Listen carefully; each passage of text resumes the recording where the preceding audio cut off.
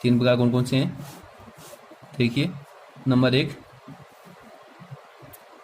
पहला प्रकार है कर्तन, इसको कह सकते हैं कटिंग। दूसरा प्रकार है नंबर 2, रोपण, इसको कहते हैं ग्राफ्टिंग, ग्राफ्टिंग कहते हैं। और तीसरा प्रकार है दाब लगाना, दाब लगाना, लेयरिंग, ये तीसरा प्रकार है। ओके, पहला प्रकार इसमें हम लेते हैं कर्तन। इनको ज़्यादा रटने की आवश्यकता नहीं है, इजी है, कर्तन या कटिंग।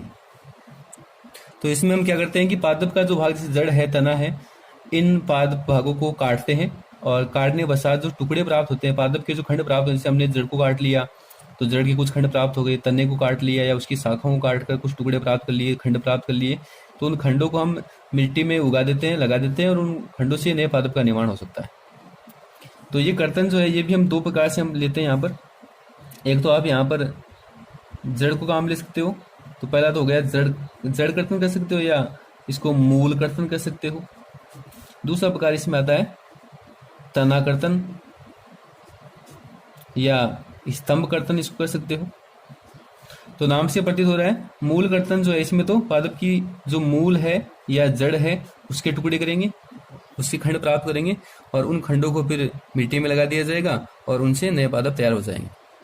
और इस जड़ कर्तन द्वारा कुछ पादप जैसे अमरूद है, अमरूद का प्लांट है, सेब है, नींबू है, जो मनुष्य के लिए आर्थिक महत्व के पादप हैं, इन पादपों के अंदर जड़ कर्तन द्वारा हम नए पादप तैयार कर सकते हैं।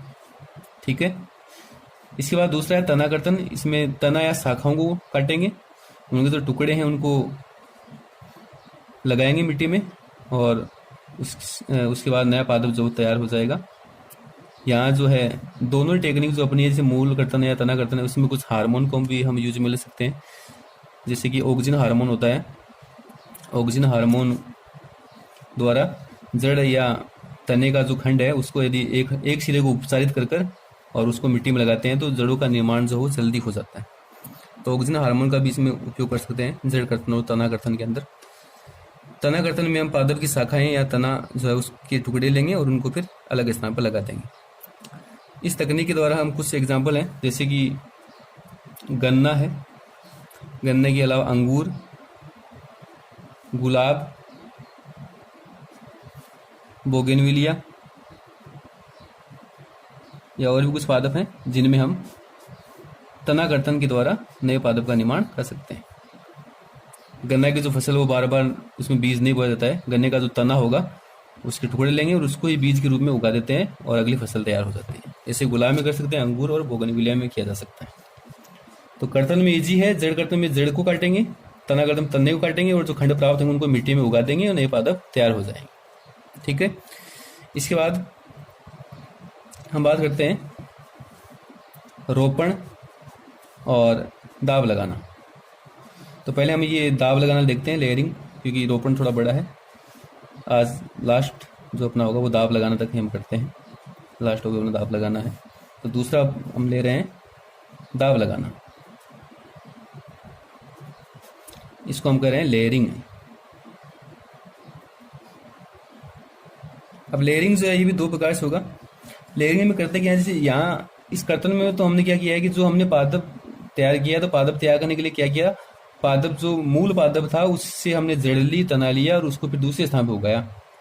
मतलब जड़ों का जो विकास है वो मुख्य पादप से अलग करके और फिर जड़ों का विकास किया है। यहाँ दाब लगाना में हम क्या करेंगे, दाब लगाना में पादप का जो भाग हम काम में ले रहे हैं उस पादप में पादप से जुड़ी अवस्था में ही मूल निर्माण को प्रेरित करते हैं। जैसे मान लो हमने शाखा ली पादप की, तो उस शाखा से पहले जड़ें निर्माण करेंगे।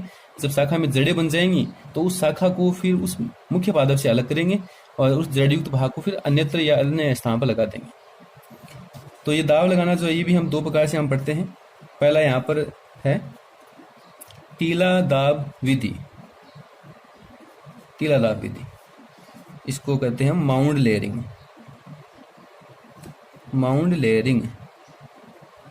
और दूसरा है वायुदाब विधि,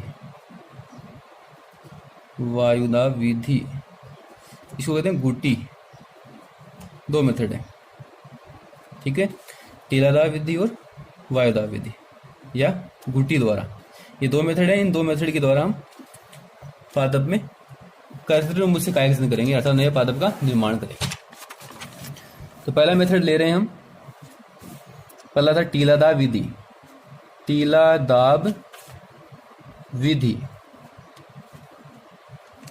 इसमें क्या करेंगे, ये जो विधि है वो छोटे पादपों के लिए हम काम में लेते हैं। ऐसे पादप जिनकी शाखाएं जो वो भूमि से ज़्यादा ऊपर ना हो, ऐसे पादपों का हम यहाँ पर चुनाव करते हैं। या पादप की हाइट जो है वो कम हो, या पादप झूप के समान हो, झाड़ीनुमा पादप हो, उनमें इस विधि का हम प्रयोग करते हैं।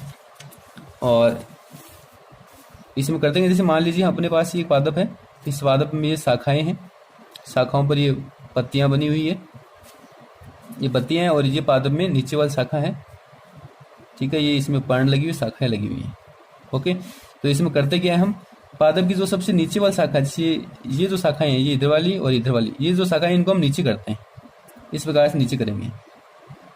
और इनको क्या है, जैसे ये यहाँ पर मिट्टी की सतह है, तो ये मिट्टी की सतह के संपर्क में इनको लाया जाता है, यहाँ नीचे करेंगे इनको।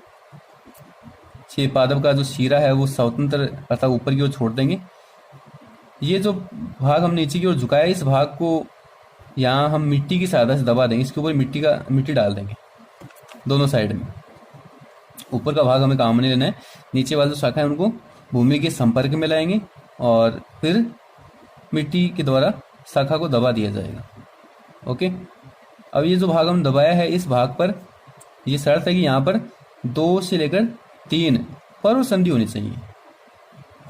ओके, इधर भी जो भाग हमने मिट्टी से दबाया है, प्रेस किया है, इधर भी दबाया है, तो इस दबे भाग में 2 से 3 पर्व संधियां होनी चाहिए, क्योंकि पर्व संधि वाले भाग से जड़ों का विकास होगा। ठीक है, तो हमने दबा दिया और कुछ टाइम के बाद हम देखते हैं कि इस दबे हुए भाग में जड़ें जो है वो पर्व संधि वाले भाग से विकसित हो जाती हैं। यहाँ से जड़ें विकसित हो जाएंगी और वो भूमि में प्रवेश कर जाएंगी। जब यहाँ जड़ों का विकास हो जाता है तो इन शाखाओं को यहाँ से कट कर देंगे, इन शाखाओं को यहाँ से हटाएंगे और इस जड़युक्त शाखा को दूसरे स्थान पर लगा देंगे और नए पादप का निर्माण हो जाएगा। ठीक है, तो इजी है, नीचे वाली शाखाओं को नीचे लेंगे, मिट्टी से दबाएंगे और पर्व संधि युक्त भाग जब दब जाएगा, 2-3 पर्व संधि यहाँ पर होनी चाहिए। जब जड़ें विकसित हो जाएंगी तो इस भाग को यहाँ अनुकूल परिस्थिति देखते हुए काट लेंगे और फिर अन्य स्थान पर लगा दिया जाएगा, तो नए पादप का निर्माण हो जाएगा। ओके, चलिए इस प्रकार से कुछ एग्जाम्पल हम लेते हैं जिनमें ये टेक्निक हम कर सकते हैं। जैसे मोगरा में इस प्रकार से किया जा सकता है, मोगरा, चमेली, इन पादपों में टीलादाब विधि का प्रयोग कर सकते हैं। दूसरा है वायुदाब विधि, वायुदाब विधि या गुटी विधि भी कहते हैं इसको। अब इस विधि का प्रयोग कहाँ होगा, ये विधि जो है ऐसे पादप जो ऊंचे होते हैं, हाइट इनकी ज़्यादा होगी, ऊंचे हैं या काष्ठीय पादप हैं, वृक्ष के नुमा जो पादप है ना, उन पादप में इस टेक्निक का प्रयोग करते हैं वायुदाब विधि। इसमें क्या करेंगे, जैसे कि एक वृक्ष हम बनाते हैं यहाँ पर,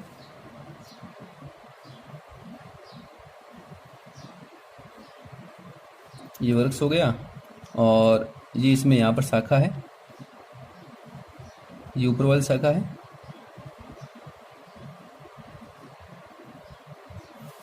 ओके, जितना भाग हमें काम लेना उतना हमने बना दिया। जैसे यहाँ से नीचे वाली शाखा है, ये देखिए आप, ये शाखा है और एक ये जस्ट ऊपर वाली शाखा, इन दो शाखाओं को हमने काम में लेना है। सबसे पहले ये नीचे वाला जो शाखा है, इसमें क्या करते हैं, इस शाखा की जो छाल है, इस छाल को राउंड में मतलब सभी दिशाओं में इसकी जो छाल है वो यहाँ से हटा देंगे। छाल हटाने के बाद यहाँ पर एक खांच सी बन जाएगी, छाल वाला भाग चारों से हटा लेंगे। हटाने के बाद इस भाग को हम क्या करेंगे, मिट्टी से या जो एक ब्रायोफाइट पादप आता है, मोस, ठीक है, या घास, ये जो मटेरियल है, इनसे इस भाग को हम यहाँ से ढक देंगे, इसको कवर कर देंगे, मिट्टी डाल देंगे, इस पर मोस डाल देंगे और घास डाल देंगे और इसको तक कवर कर दिया जाएगा। ठीक है, बांध देते हैं। और इसके बाद ये जो संरचना, इसको हम कहते हैं गुट्टी कहते हैं। ये गुट्टी तैयार हो गया। तो इसके लिए हमने क्या किया, इसकी छाल हटाई, छाल हटाने के बाद इसको मिट्टी से कवर कर दिया, मोस से ढक दिया और घास फूस से इसको ढक दिया। ओके, और ये गुट्टी का निर्माण हो गया। अब हमें क्या करना है, यहाँ पर जड़ें विकसित करनी है।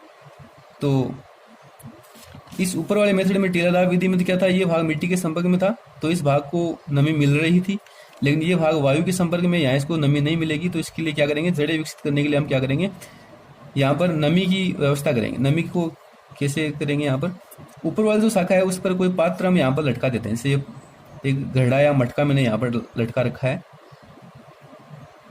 उस शाखा से, ऊपर वाली शाखा से बांध दिए इसको। इसके तल में एक छिद्र करेंगे और उस छिद्र में एक रस्सी डालेंगे और उस रस्सी को यहाँ नीचे छोड़ देंगे। मटके में पानी डालेंगे और जैसे जैसे